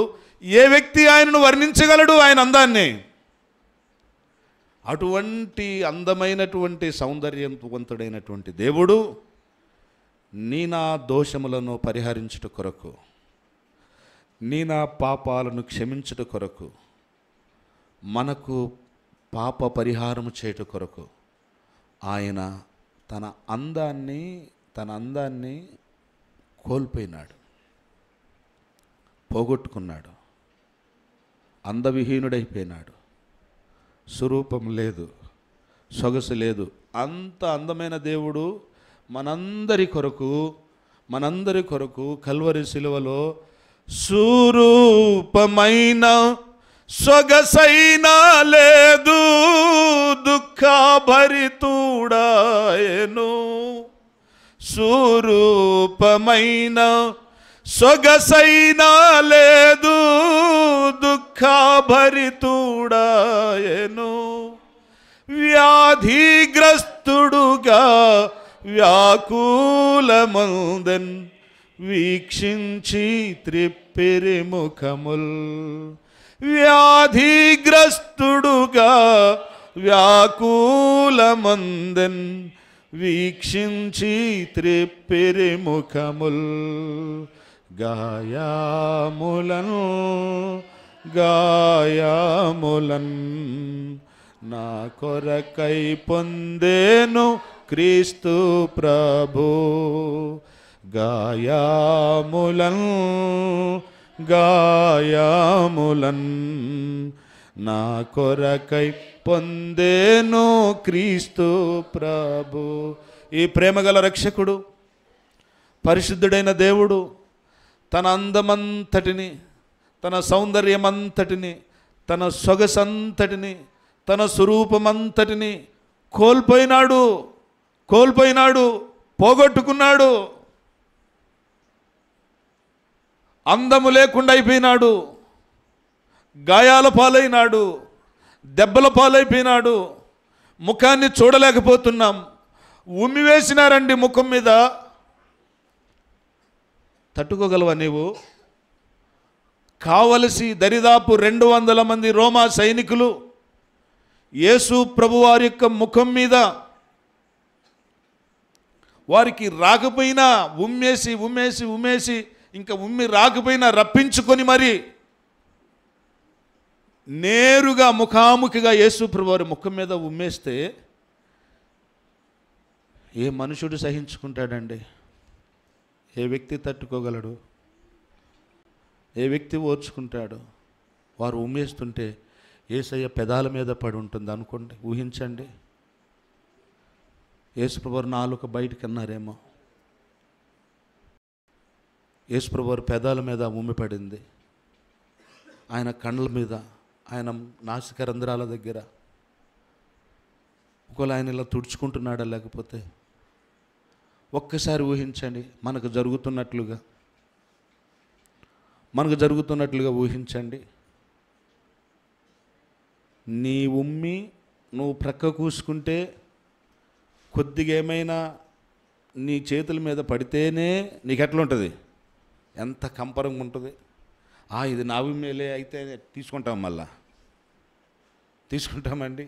అప్పుడు దాకా ఆ ఉమ్మి నా నోట్లోనే ఉందలే, కింద పడిపోయి నా చేయి మీద పడ్డదని మళ్ళీ దాన్ని మన నోట్లోకి తీసుకుంటామా? అంటే మీకు అర్థం కావడానికి చెప్తున్నా. మన నోటి ఉమ్మినే మనము మళ్ళీ ఎంత అసహించుకుంటాం. అలాంటిది క్రూరులు, మూర్ఖులు, దుర్మార్గులు, భయంకరమైన కఠినాత్ములు కావలసి వారు ఉద్దేశపూర్వకంగా వాంటెడ్గా ప్రభువారి యొక్క ముఖం మీద ఉమ్మి వేస్తే దేవుడు ఎలా సహించుకున్నాడు? మనందరి కొరకు ఆయన స్వరూపాన్ని శిలువలో పోగొట్టుకున్నాడు. ఎవరైనా అక్కడికి వెళ్ళి, ఎందుకు యేసు ప్రభువా నీకు ఈ బాధ, నీకెందుకయ్యా ఈ కష్టం, నీకెందుకయ్యా ఈ శ్రమలు, నీకెందుకు ఈ శిలువ బాధ అంటే ఏం చెప్తారు ప్రభువారు? నేను ఈ రీతిగా శిలువలో మరణించి నా అమూల్య రక్తాన్ని చిందించకపోతే నా బిడ్డల యొక్క దోషాలు, పాపములు క్షమించబడవు. వారి దోషములు క్షమించబడకపోతే వారు నిత్య నరకానికి వెళతారు. వారు నిత్య నరకానికి వెళ్లకుండా పరలోకపు దేవుని దగ్గరకు, పరలోకానికి, నిత్యత్వము యుగయుగాలు పరలోకములో వారు ఆనందించాలి అంటే నేను బలైపోవాలి. ఒక మాట చదువుతారా? 1 పేతురు పత్రిక, పేతురు 1 పత్రిక 3వ అధ్యాయము. ఎవరైనా చదవండి. 18వ వచనం.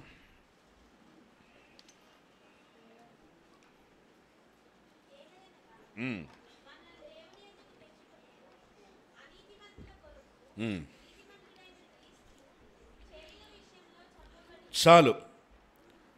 మనలను ఎక్కడికి తీసుకుని రావడానికి, మనలను దేవుని దగ్గరకు తేవడానికి, మనకు పరలోక రాజ్యం ఇవ్వడానికి, మనలను పరలోక రాజ్య వారసులుగా చేయడానికి శరీర విషయంలో యేసు క్రీస్తు ప్రభువు ఏం చేయబడ్డారు చెప్పండి?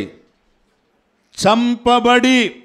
ఆయన మనందరి కొరకు చంపబడ్డాడు. కారణం ఏంటంటే మనలను దేవుని దగ్గరకు తీసుకుని వెళ్ళడానికి. అందుకొరకే ఈ ప్రేమగల రక్షకుడు అంటున్నాడు, కుమారుడా నీ పాపములు క్షమింపబడి ఉన్నవి, నీ పాపములు క్షమింపబడి ఉన్నవి. ఇది నా ఇక్కడ కూర్చున్న వ్యక్తి, ఈ శబ్దయంత్రము ద్వారా వినే వ్యక్తి, నీ దోషములు క్షమించబడ్డాయా? నీ పాపములు పరిహరించబడ్డాయా? ఇంకా ఎన్ని దోషములు నీ జీవితంలో కలిగి జీవిస్తున్నావు? ఎన్ని అపరాధాలు ఉన్నాయి? ఎన్ని దోషాలు ఉన్నాయి? చుట్టలు, బీడీలు, కళ్ళు, సారా, సిగరెట్లు, సినిమాలు, కోడి పందాలు, పేకాట, గుట్కాలు, కైనీలు, ఇటువంటి భయంకరమైన దుర్గుణాలు, దురలవాట్లు కలిగి ఒకవేళ ఇటువంటివి లేకపోయినా దేవుని మందిరానికి వస్తూ, దేవుని ఇంట్లో అన్ని పనులు చేస్తూ, అన్ని పరిచర్యలు చేస్తూ నీ జీవితం ఇంకెక్కడో ఏదో ఒక పాపముతో కలుసుకొని జీవిస్తున్నావు. అయినా దేవుడు నిన్ను ప్రేమిస్తున్నాడు, నీకు తరుణమిస్తున్నాడు, నీ కొరకు ఆయన ఎదురు చూస్తున్నాడు. పాపముతో ఆడుకోవద్దు, పాపముతో సహవాసము చేయొద్దు, దేవుని యొక్క సహనముతో మనము ఆటలాడుకోవద్దండి.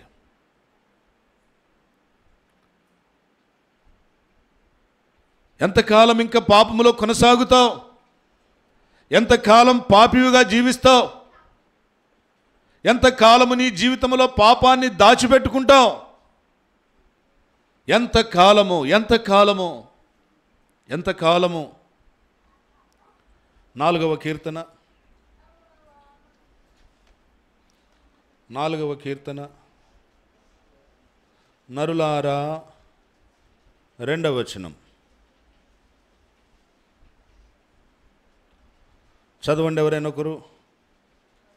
నరులారా ఎంతకాలము నా గౌరవమును అవమానముగా మార్చెదరు? ఎంతకాలం? ఎంతకాలం అండి దేవుని గౌరవాన్ని మీరు అవమానంగా మారుస్తారు? ఎంతకాలం? ఎంతకాలము వ్యర్థమైన దానిని ప్రేమించెదరు? ఎంతకాలము అబద్ధమైన వాటిని వెదికెదరు? ఇంకెంతకాలం చెప్పండి? ఎంతకాలము దేవునికి రావలసిన గౌరవాన్ని అవమానంగా మారుస్తున్నావు? ఎంతో కాలముగా వ్యర్థమైన వాటిని ప్రేమిస్తున్నావు, ఎంతో కాలముగా అబద్ధమైన వాటిని ప్రేమిస్తూ వెదుగుతున్నావు. ఇంకెంతకాలం? ఎంతకాలం ఈ రీతిగా పాపములో జీవిస్తావు? నీ పాపములు క్షమించబడకుండా జాగ్రత్త ప్రియుడా. ముగించేదానికి ముందు 1-2 విషయాలు జ్ఞాపకం చేస్తా. పాపములోనే కొనసాగుతూ, పాపమును చేస్తూ, పాపంలోనే జీవిస్తున్నామనుకో, జాగ్రత్త, మరణం ఉంది. డై బాయ్ వాళ్ళిద్దరిని వాళ్ళు ముందుకు పంపించాలని. మీరు ముందుకు రండి, నాన్న ఇక్కడ రండి, నువ్వులే. పాపముతోనే కొనసాగుతూ, పాపములోనే జీవిస్తూ, ఇంకా పాపివిగా నీ లోకములో జీవిస్తే జాగ్రత్త. దేవుడు ఆయన సమయం అయిపోతుంది. అయిపోయిందంటే మరణం ఉంది, జ్ఞాపకం పెట్టుకో. ఏముంది? మరణం. చనిపోతాము. ఎవ్వరు కూడా ఈ లోకములో మరణించకుండా ఉండడానికి ఎవరికి అవకాశం లేదు. మరణం వచ్చింది అంటే ఎవ్వరు నిన్ను ఆపలేరు. ఏమి చేసినా కానీ నీ మరణాన్ని ఎవరు ఆపలేరు. ఎవ్వరు కూడా నిన్ను ఆపలేరు నీకు వచ్చిన మరణాన్ని. మరణం ముందే జాగ్రత్త, జ్ఞాపకం పెట్టుకో. ఒక దినాన చనిపోతావు,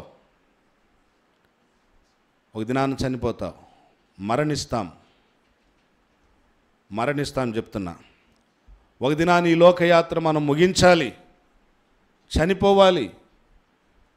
నేను ఖచ్చితంగా నేను ఇప్పుడు ఎందుకన్నా చనిపోయేది, నేను చాలా కాలం ఉంటా అని అనుకోవద్దు. ఏ క్షణం మనం ఈ లోకాన్ని విడిచిపెట్టి వెళతామో తెలియదండి. అశాశ్వతమైన లోకములో జీవిస్తున్నాం. తాత్కాలికమైన లోకము, క్షణికమైన బ్రతుకు, అంతలో కనబడి అంతలో మాయమైపోయేటువంటి ఆవిరి వంటి జీవితం, చేద నుండి జారేటువంటి బిందువు వంటి జీవితం, త్రాసు మీద ధూళి వంటిది. ఉదయకాలమునే కోమట్లు శెట్టి గారు కొట్టు తీసి ఆ త్రాసు ఉంటుంది కదా, దాన్ని బాగు చేస్తా, దాన్ని ఏం చేస్తాడు, ఊస్తాడు అంటాడు. ఆ తూకం దూసే దాని మీద కొంచెం దుమ్ము వెళ్ళిపోద్ది. ఎడిపోద్ది అది? ఏమైంది? ఆయన ఊదిన దుమ్ము. త్రాసు మీద ధూళి లాంటి వారం, నీటి మీద బుడగ వంటి వారము. వర్షం పడుతూ ఉంటుంది, ఆడ వర్షం చుక్క పడంగానే టక్కున ఒక బుడగ స్టార్ట్ అవుద్ది. అది ఆ నేల మీద అలా వెళ్తాం, టప్పును పగిలిపోద్ది. అలాంటిది చేద నుండి జారే బిందువు వంటి వారము. బకీటు, ఆ యొక్క బావిలో నుండి బకీటుతో నీళ్ళు చేస్తూ ఉంటుంటే బకీటు పైకి వచ్చేంత వరకు నీళ్లు కొన్ని ఏమవుతుంటాయి, తొనికి ఏమవుతాయి, మళ్ళీ ఎక్కడ పడిపోయినాయి, ఏమైనాయి అవి, మళ్ళీ మనం వాటిని కనుక్కోలేం, మళ్ళీ నీటిలో కలిసిపోయినాయి. ఇటువంటి అశాశ్వతమైన తాత్కాలికమైన గ్యారంటీ లేని బ్రతుకు. ఎన్ని మరణాలు చూడలా నీ కండ్ల ముందు. నీకు తెలిసిన వారు ఎంతమంది మరణించలా? నీ కండ్ల ముందు నీకు తెలిసిన వారు ఎంతమంది చనిపోలా? ఎంతమంది లోకయాత్ర ముగించి వెళ్ళలా? నువ్వేమైనా శాశ్వతం అనుకుంటున్నావా? నేనేమైనా శాశ్వతం అనుకుంటున్నానా? ఒక దినాన మరణం ఉంది. ఆయన గారు పాడతారు, ఎవరు పంచగట్టు, ఆ పేరేంటన్నా, మన గండికుంట రాజబాబు గారు ఎంత చక్కటి పాటలు, అద్భుతమైన పాటలు రాసినారు. ఏనాటికైనా ఈ కాయము మాయమగుటే కాయము. కాయము మొదటి కాయము అంటే దేహం. ఖాయము రెండో మంచి పదజాలం వాడినాడు దైవజనుడు. రెండో ఖాయము అంటే ఖచ్చితం. ఏనాటికైనా ఈ కాయము మాయమగుటే ఖాయము. ఏనాటికైనా యేసయ్యను చేరుకొనుటే న్యాయము. యేసు రక్తమే జయము, సిలువ రక్తమే జయము. యేసు రక్తమే జయము, సిలువ రక్తమే జయము. మరణం వచ్చిందంటే ఆగదు. భార్య వచ్చి ఏడ్చినా దాంట్లో చక్కగా రాస్తాడు, కట్టుకున్న భార్య నీపై కుప్పలా కూలిన. భార్య వచ్చి భర్తకి సీరియస్గా ఉందమ్మా, ఇంకొక 5 నిమిషాల్లో చచ్చిపోతాడంటే వచ్చి మీద పడి ఎమటే చంపేస్తున్నాం. ఇంకా పడి ఇంకో పావు గంట చనిపోవాల్సిన ఆయన్ని మీద పడి వెంటనే చంపేస్తుంది. కట్టుకున్న భార్య నీపై కుప్పలా కూలిన, కన్న బిడ్డల కన్నీరు ఏరులై పారిన. కన్నబిడ్డలు అంతా చేడుతారు. బతుకున్నప్పుడు బో బెటర్ కానీ ఒక్కళ్ళు కూడా బ్రతుకున్నప్పుడు ఒక్క కూతురు పట్టించుకోదు, ఒక్క కూతురు డబ్బులు పంపేది, ఒక కూతురు అన్నం పెట్టదు. ఈ తల్లంతా చచ్చిపోయినాక వచ్చి ఏడుతూ ఉంటారు ఒట్టి ఏడుపులన్నీ. కన్న బిడ్డల కన్నీరు ఏరులై పారిన, అన్నదమ్ములే నీకై అలమటిల్చిన కలవరిల్చిన. అన్నదమ్ములే నీకై అలమటిల్చిన కలవరిల్చిన. బంధువులంతా బ్రతిమాలిన, ఆత్మీయులే అడ్డగించిన, బంధువులంతా బ్రతిమాలిన, ఆత్మీయులే అడ్డగించిన, ఏనాటికైనా ఈ కాయము మాయమగుటే ఖాయము. నీ కాయము ఖచ్చితముగా మాయమవుతుంది ఒక దినాన. ఒక్కోసారి పడుకొని ఒక లక్కోళ్ళు ఊరు వెళ్తే నేను ఒక్కనే కానీ ఉంటే నిద్రపోయి మంచం మీద వింటున్నారా నా వేళ్ళను చూసుకుంటా, నేను చూసుకొని అయ్యో ఇవన్నీ ఒక దినాన కుళ్ళిపోతాయి కదా, పురుగులు పడతాయి కదా, అయ్యో ప్రభు ఎందుకు ఇలాంటి పరిస్థితి, ఈ చెయ్యి అంతా పురుగులు పడితే కుళ్ళిపోతాయి కదా, బాధపడతా. క్రీస్తు రాజపురం ఉంది విజయవాడలో. అక్కడ క్రైస్తవ సమాజం ఎక్కువ, సమాధుల తోట చిన్నది. ఒకసారి మిలాంగ్టన్ అంకుల్ ఒక సమాధి కార్యక్రమం చేస్తుంటే వెళ్తే,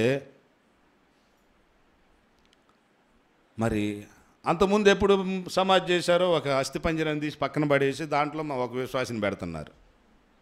ఆడ వాక్యం చెప్తున్నాడు అంకుల్. నేనేం చేశానంటే అస్థిపంజరాన్ని తీసుకొని వీళ్ళంతా చుట్టూ వాక్యం వింటున్నారు. ఆ పుర్రెని తీసుకొని పోయి దూరంగా వెళ్ళి ఒక సమాధి మీద కూర్చొని ఆ పుర్రెని చూస్తానట్ట ఒట్టి తలవరికి చూస్తూ ఉంటే కళ్ళల్లో మట్టి ఉంది, మట్టిగడ్డలు ఉన్నాయి, ముక్కుల్లో మట్టి ఉంది, నోట్లో మట్టి ఉంది, పళ్ళు చక్కగా ఉన్నాయి, మళ్ళీ ఒక్క పన్ను కూడా ఊడల పళ్ళు ఉన్నాయి. ఈ మెదడు ఇది ఉంటుంది చూసారా, ఇక్కడ హోల్ ఉంది, లోపలంతా మట్టి ఉంది. దాన్ని ఇలా నేల దాని సమాధికి కొట్టా, మట్టి అంతా పోయింది.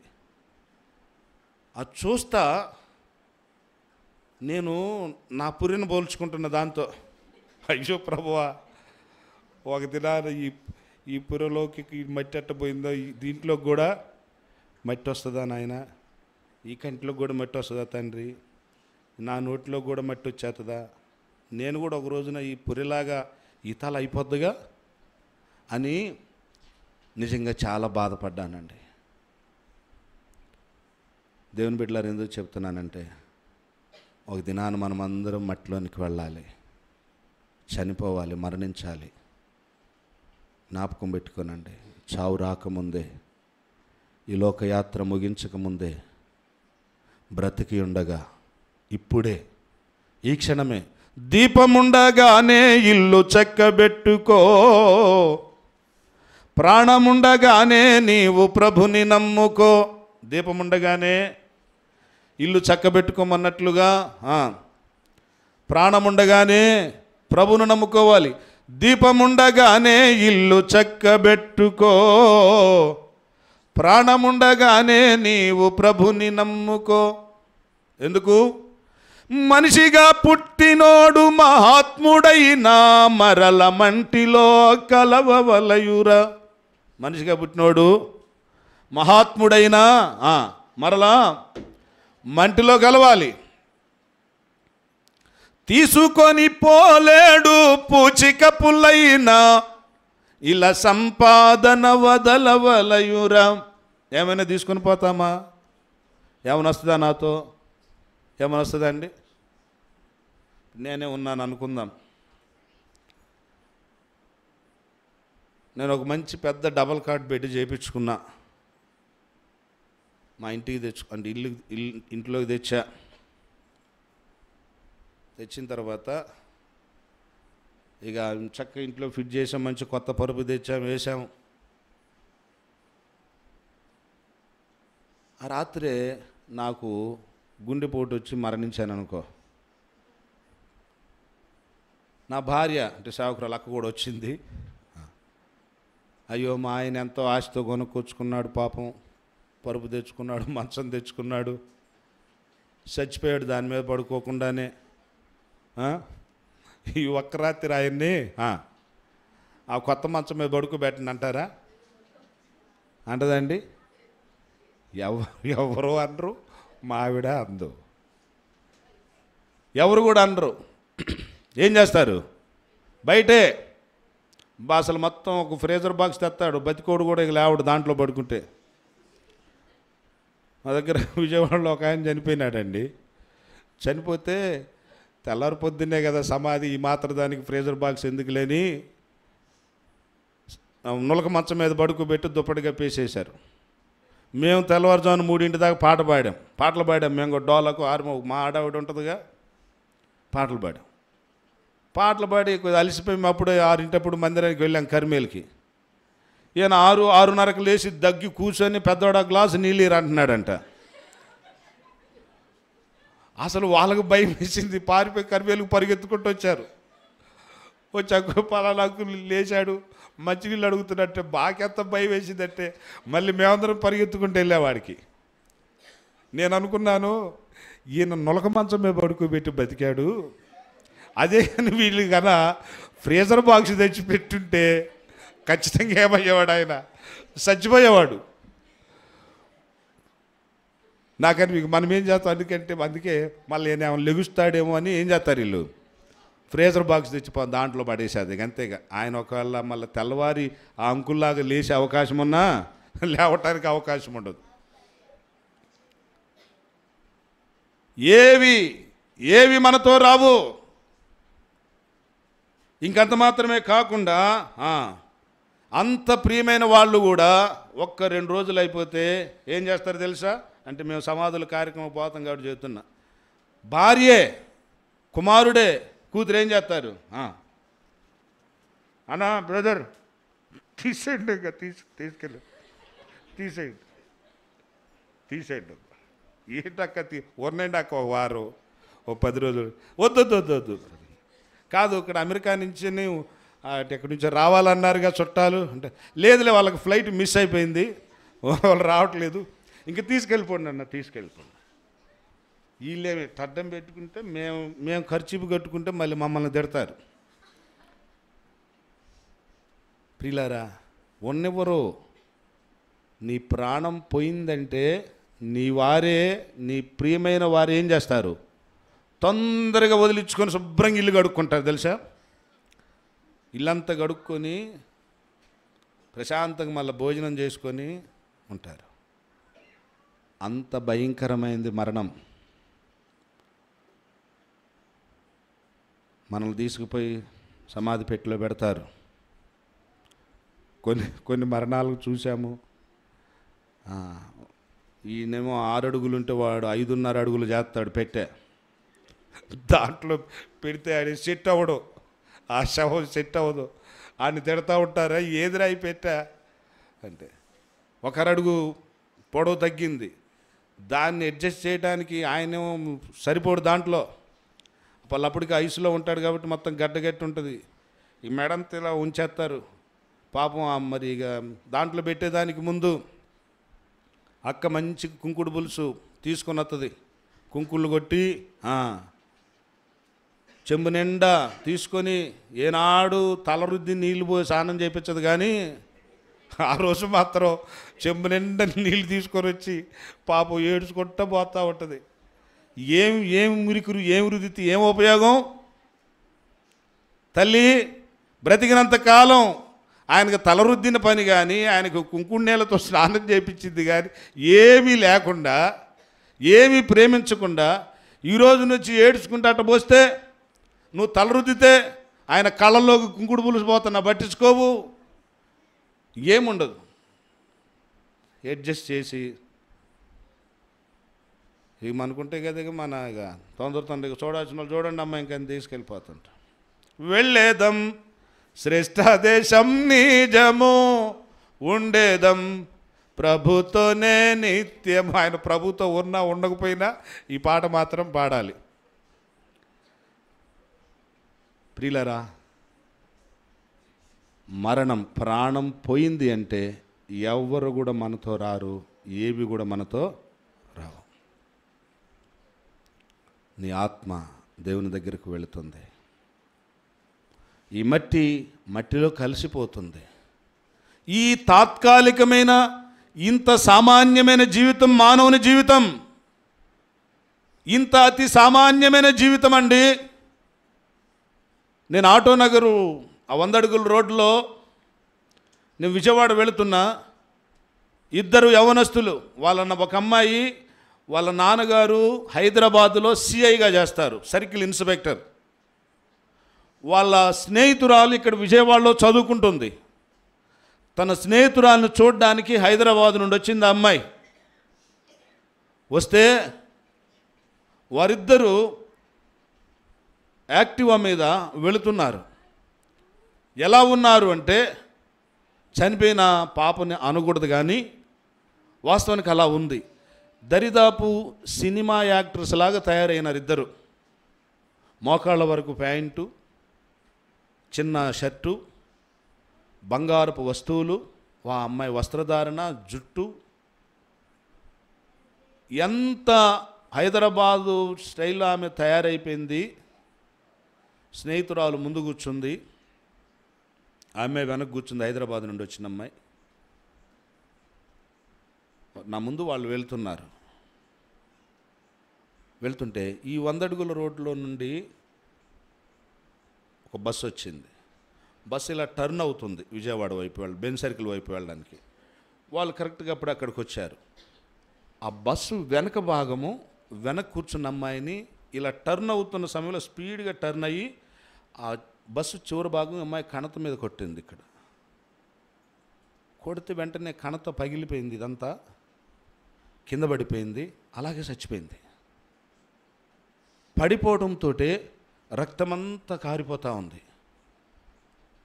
ఆ పడిపోయిన తర్వాత మొట్టమొదటి ఆగింది నేనే. ఎంత ఖరీదైనటువంటి, ఎంత చక్కగా తయారైనటువంటి అమ్మాయిని ఆ మురిక్కాలో ప్రక్కన పడుకోబెడితే ఎన్ని ఈగలో ఆ ముఖము నిండా, ఎన్ని ఈగలో, ఈగలన్నీ ముసిరుకున్నాయి. ఆ నడిపేటువంటి ముందున్న అమ్మాయి, ఆమెకు స్పృహ తప్పి పడిపోయింది ఆమె ప్రక్కన. కానీ ఈ అమ్మాయి చచ్చిపోయింది. ప్రియులారా, ఏమి అందం ఉంటే ప్రయోజనం ఏంటి?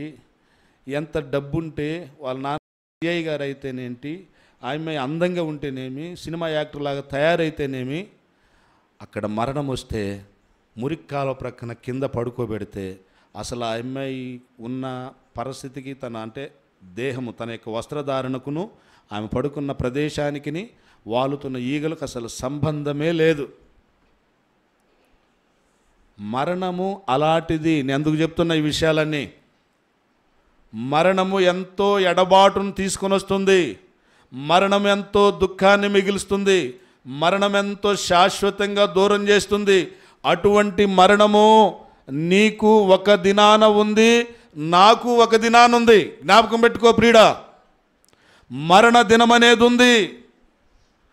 మరణించకముందే, చావు రాకముందే, దీపముండగానే ఇల్లు చక్కబెట్టుకోమన్నట్లు ప్రాణముండగానే నువ్వు యేసు ప్రభువును నమ్ముకో. యేసయ్యను నీ హృదయంలోనికి చేర్చుకో. చివరిలో ముగింపులో ఒక మాట చెప్తున్నా, యేసు ప్రభువును నమ్మకుండా, అర్థమైందా అండి? యేసు ప్రభువును నమ్మకుండా, యేసు ప్రభు వారికి నీ హృదయములో స్థానం ఇవ్వకుండా మరణిస్తే ఎక్కడికి పోతాం? ఎక్కడికి వెళ్తాం చెప్పండి ఒకసారి అందరు గట్టిగా. నరకానికైనా? ఏమన్నా పోయి వచ్చారా? చూసొచ్చారా? నరకానికి వెళతాం. ఎలా ఉంటుంది నరకము? ఎప్పుడైనా కూర్చొని లేకపోతే పడుకొని, ప్రభువా నేను నిన్ను నమ్ముకోకపోతే నరకానికే కదా. ఎలా ఉంటుందయ్యా నరకం? అమ్మో భయంకరమైన నరకం కదా ప్రభువా అని ఇప్పుడు నరకం గురించి ఆలోచన చేశామండి? జాగ్రత్త. యేసు ప్రభువును నమ్మకుండా నీవు చనిపోతే యుగయుగాలు అగ్ని గంధకాలతో మండేటువంటి అగ్నిగుండం ఉంది ప్రియుడా. నరకము సామాన్యమైన మనం సృష్టించిన మన ఈ అగ్ని, ఈ పొయ్యిలు, వీటికే మనం తట్టుకోలేం. ఎండ ఎక్కువైతే తట్టుకోలేం. చెమట్లు, ఏసీలు, కూలర్లు, వీటన్నిటిని కోరుకుంటాం. దాహమైతే cooling water, general water, mineral water, స్ప్రైట్లు, థమ్సప్లు, అబ్బబ్బా అసలు ఎన్ని రకాలైనటువంటి డ్రింక్స్. ఇవన్నీ త్రాగుతూ ఉంటాం, ఇవన్నీ త్రాగుతుంటాం. జాగ్రత్త, నరకములో ఇవన్నీ ఉండవు, నరకములు ఇవన్నీ దొరకవు. భయంకరమైనటువంటి నిత్య నరకము, యుగ యుగాలు అగ్ని గంధకాలతో మండి అగ్నిగుండం ప్రీడ. ఆ నరకములో యాతన పడాలి. ఎన్ని దినాలు ఏమోలన్నా, ఒక నెల మనల్ని నరకంలో కాలనిచ్చి బయటికి తీస్తాడంటగా అనుకోవటానికి నెల తర్వాత బయటికి తీస్తాడండి? అమ్మ చెప్పండి, ముగించుతాలే ఎల్దురు కానీ. నెల తర్వాత బయటికి తీస్తాడా?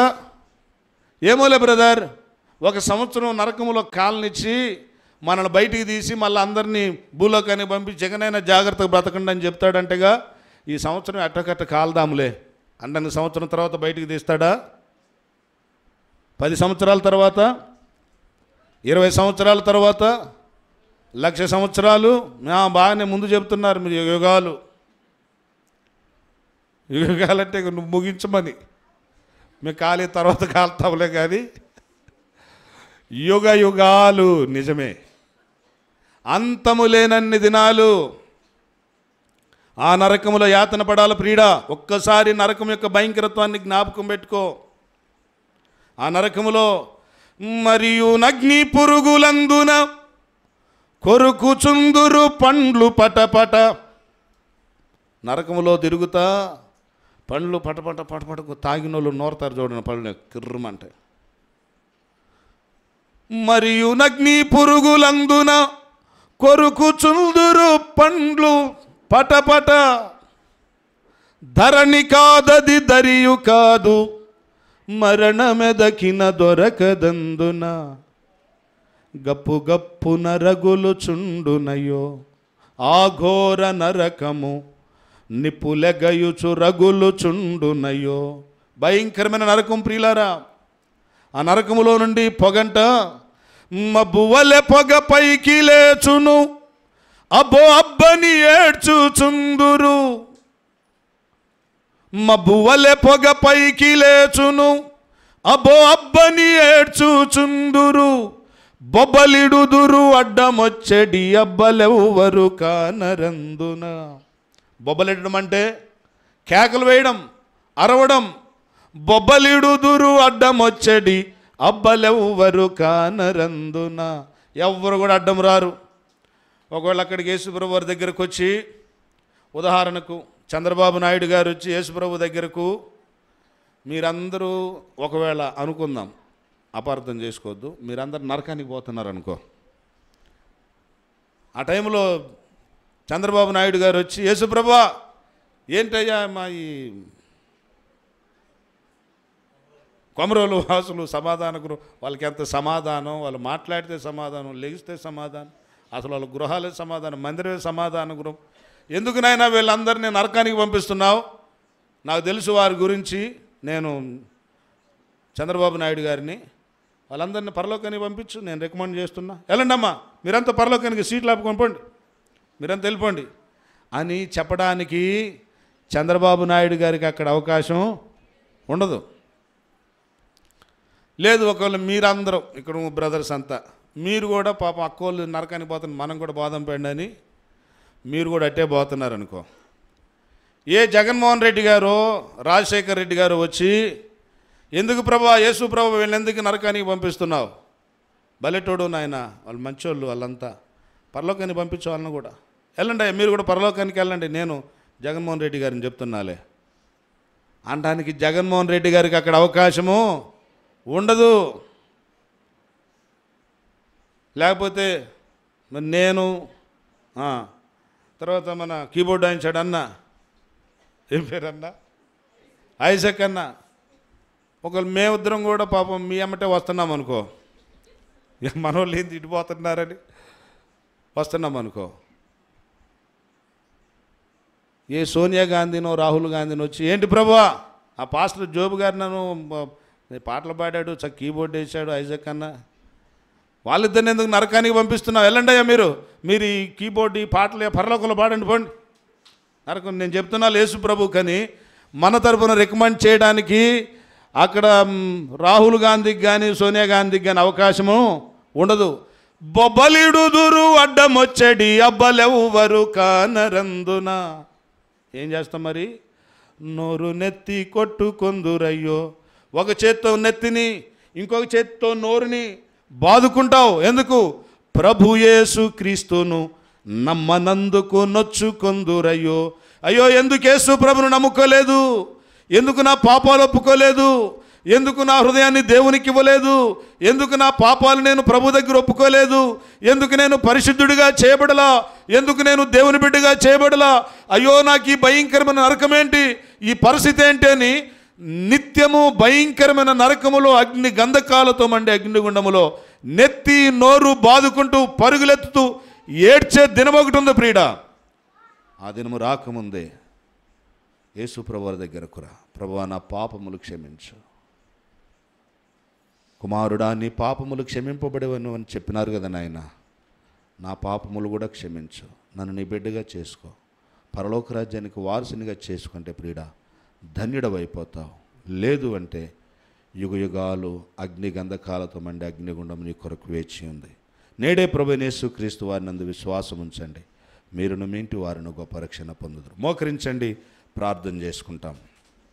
ఒక్క నిమిషం పాటు ప్రార్థనలో మౌన స్థితిలో ఉండండి. ఎవరు కళ్ళు తెరి చూడొద్దు, లేచి బయటికి వెళ్ళొద్దు. అందరూ కళ్ళు మూసుకోనండి, కళ్ళు మూసుకోనండి, కళ్ళు మూసుకోనండి, కళ్ళు మూసుకోనండి. ప్రార్థనలో ఉండండి.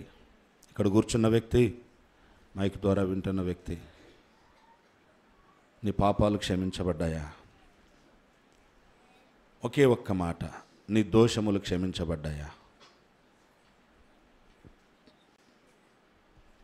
ఇంకా పాపములోనే జీవిస్తున్నావా? నీ కొరకు ఈ లోకానికి వచ్చిన యేసు ప్రభు, నీకు వాక్యం బోధించిన యేసు ప్రభు నీ పాపాలు క్షమించుట కొరకు ఈ లోకానికి వచ్చినాడు. దేవునింటిలో పనిచేస్తున్నావు, పరిచర్య చేస్తున్నావు. ఏదో రహస్యమైన పాపం నీలో ఉంది. ఏదో రహస్యముగా పాపముతో కలుసుకుని ఉంటున్నావు. అది నీకే తెలుసు. వద్దు ప్రియుడా, దేవుడు దీని విషయమై చర్య తీసుకుంటాడేమో, మరణానికి అప్పగిస్తాడేమో. ఇదే ఆఖరిసారి ప్రభు నీతో మాట్లాడమేమో, ఇంకా మాట్లాడడేమో. ఇదే నీకు చివరి రాత్రేమో. ప్రేమ కలిగిన దేవుడు, ప్రాణం పెట్టిన దేవుడు, రక్తము కార్చిన దేవుడు, నిన్ను ప్రేమించి నువ్వు నశించి నరకానికి పోయేది ఇష్టం లేక నీకు ఒక మంచి అవకాశం ఇస్తున్నాడు. ఇంకా ఒప్పుకోవా? ప్రభు దగ్గరకు రావా? భయంకరమైన నరకాన్ని కోరుకుంటావా? తెలిసి తెలిసి. సహోదరుడా, సహోదరి, నా వెనకాల చిన్న ప్రార్థన చెప్పండి అందరూ కూడా. ప్రేమగల తండ్రి యేసు ప్రభువా, నేను పాపిని, పాపములో జీవిస్తున్నాను, నన్ను క్షమించు. హృదయపూర్తిగా అడుగుతున్నానయ్యా, మనస్ఫూర్తిగా అడుగుతున్నానయ్యా, యథార్థముగా ప్రార్థిస్తున్నానయ్యా. నా దోషములన్నీ పరిహరించు. నీ శిలువ రక్తముతో నన్ను కడుగు. నీ శాంతి సమాధానములు నాకు దయచేయి. నీ కొరకు ఈ లోకములో జీవించున్నట్లు సహాయము చేయమని యేసయ్య నామములో వేడుకొంచున్నాను తండ్రి. ఆమెన్. ప్రియమైనటువంటి సహోదరి, సహోదరుడా, ఈ ప్రార్థన హృదయములో నిజంగా నువ్వు చేసుకున్నట్లయితే దేవుడు నీ పాపములు క్షమించినాడు. దానిలో సందేహమే లేదు. తన యొక్క శాంతి సమాధానములు నీకు అనుగ్రహించినాడు. నిన్నెతు చేయి చూపించమని మేమేం చెప్పం. నీ హృదయంలో ప్రభు కొరకు చక్కని తీర్మానం చేసుకున్నావు. ఆ తీర్మానంలో నిలిచి ఉండు. సమాధాన గృహమునకు రా. ఇక్కడ జరిగేటువంటి వార కార్యక్రమాల్లో ఆదివారం ఆరాధనలో పాలు పొందు. ఆత్మీయంగా వృద్ధి చెందుతావు. పరలోక రాజ్యానికి వారసుడు అవుతావు. అటు కృప దేవుడు దయచేయను గాక. దయచేసి చివరి ప్రార్థన సమయల్ అన్న గారు వచ్చి ప్రార్థన చేస్తారు. ప్రార్థన చేసుకుందాం. మహాపరిశుద్ధమైన దేవ, మా తండ్రి నాయన, నీకే వందనాలు స్తుతి స్తోత్రాలు చెల్లిస్తున్నాం తండ్రి దేవ. మరి నాయన, ఈ సాయంకాలం సమయంలో ప్రభా, నీ దాసులు మా ప్రియులు ప్రభా అనగారు నీ సిలువు సాటును మరుపరుచుకొని నాయన ఆయా మాటలు, ఆత్మీయమైన మాటలు ప్రభా నాకు మాకు అందరికి కూడా దయచేసిన తరుణాన్ని బట్టి నీకు వందనాలు స్తుతి స్తోత్రాలు చెల్లిస్తున్నాం దేవా. అవును ప్రభా, ఉదయకాలం నుంచి కూడా తండ్రి నాయన వాతావరణం అనుకోలేనప్పుడు ప్రభా నీ దాసుని ప్రభా నాయన ఉదయకాలం మీటింగ్లోను, మరి ప్రభా నాయన బాప్టిషన్ కార్యక్రమంలోను, అష్టమి కార్యక్రమంలోను, మరి ప్రభా ఈ సాయంకాల కూడికలో కూడా స్వార్థ కూడికలో కూడా ప్రభా నాయన నీ ఇంట్లో జరిగిన కార్యక్రమాలంతను బట్టి నీ హృదయపూర్వక వందనాలు స్తుతి స్తోత్రాలు చెల్లిస్తున్నాం తండ్రి. అవును ప్రభా, మార్కు సువార్త, యోహాను సువార్త ఆధారం చేసుకుని నాయన మాట్లాడి వందనాలు తండ్రి. అవును ప్రభా, నాకు మాకు కూడా అనేకమైన గృహాలు ఉన్నప్పటికీ నాయన మరి ప్రభా గృహాల్లో నాయన నిన్ను చేర్చుకొని వారుగా ఉండాను ప్రభా. ఈ దినం నాయన నువ్వు మాట్లాడిన రీతిగా మేమందరం కూడా ప్రభా నిన్ను చేర్చుకునేవారుగా ఉండటానికి నీ కృపదైత్యం మనవి చేస్తున్నాం తండ్రి. అయ్యా మరి ప్రభా, అయ్యా అందరూ కూడా మరి నాయన ఎవరి గృహాలకు వారు వెళ్ళిపోయారని వాక్యం సెలవిచ్చింది తండ్రి. అవును నాయన, మరి ముందుగా వెళ్ళి మరి ప్రభా మరనాడు మరి లేటుగా వచ్చినట్టుగా మాట్లాడావు తండ్రి. మరి ప్రభా ఈ దినం వరకు మేము అటువంటి క్షమించి మరి నాయన ఇక నుంచైనా నువ్వు మాట్లాడిన రీతిగా ప్రభా మేమందరము కూడా ప్రభా నాయన నువ్వు మాట్లాడిన రీతిగా నడుచుకుంటాకి నీ ప్రేమ కృప దైత్యం మనం చేస్తున్నాం తండ్రి. అట్లాగే నాయన మరి ప్రభా నాయన మరణం గురించి మాట్లాడుతూ వచ్చావు తండ్రి. అవును ప్రభా, ఈ భూమి మీద మరి నాయన మరి ఎంతవరకు నాయన ప్రభా కీర్తన గ్రంథం సెలవిచ్చినట్లుగా మరి ఆయుష్ 70-80 సంవత్సరాలు అయినప్పటికి కూడా ప్రభా మరి నాయన మరణం తప్పదు ప్రభా. ఉదయకాలం సిగురించినట్లుగా సాయంత్రం వాడబడినట్టుగా ప్రభా మా జీవితాలు నీటి పుడకవలే ఉన్నప్పటికీ తండ్రి అయా మరి నాయన ఈ భూమి మీద నువ్వు ఇచ్చిన ఆయుష్ ఉన్నప్పటికీ నాయన మరి నిన్ను ఎరిగిన వారుగాను నాయన నిన్ను హృదయంలో చేర్చుకునేవారుగాను, నిన్ను స్తుతించేవారుగా, నిన్ను ఆరాధించేవారుగా, నిన్ను ప్రార్థించేవారుగా నాయన ఉంటాకి సమయాన్ని కేటాయించేవారుగా ఉంటాకి సహాయం దయచేయని మనవి చేస్తున్నాం తండ్రి నాయన. అయా మరి నాయన మరి రేపు నీది కాదని సెలవిచ్చావు తండ్రి. మరి ప్రభా ఈ దినాన తండ్రి అయా మరి ప్రభా ఈ దినమే మాది కాబట్టి ప్రభా ఇంకా మేము ఎవరైనా నిన్ను చేర్చుకుని వారుగా ఉంటే ప్రభా ఈ రేత్రికాల సమయంలో నాయన నిన్ను హృదయంలో భద్రపరుచుకునేవారు ఉంటే సహాయం దయచే తండ్రి. అవును ప్రభా, నిన్ను చేర్చుకోకుండా మరణిస్తే నాయన పాతాళములోకి అయా మరి నాయన అగ్ని ఆరదు పురుగు సావదని సెలవిచ్చావు తండ్రి. అయా మరి యుగయుగముల వరకు ప్రభా నరకమని సెలవిచ్చావు తండ్రి.